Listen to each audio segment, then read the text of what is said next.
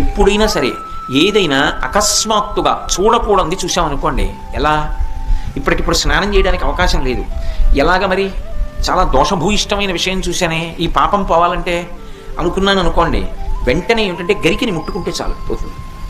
తీవ్రమైనటువంటి పీడకలు వచ్చిందనుకోండి, ఆ పీడకల పరిహారం అవ్వాలనుకోండి ఏ అభిషేకమో చేయించుకోవాలి. శక్తి లేదనుకోండి, మీరు అన్ని పూజలు చేయించుకున్నట్టే. స్నానం చేసి ఒకసారి గరికని ముట్టుకుంటే చాలు, స్నానం చేయకపోయినా చెప్పులు ఇప్పి గరికను ఒకసారి ముట్టుకుంటే చాలు. అందుకే శతమూలా శతాంకురా సర్వగం హరతు మే పాపం దుర్వాదు స్వప్ననాశిని.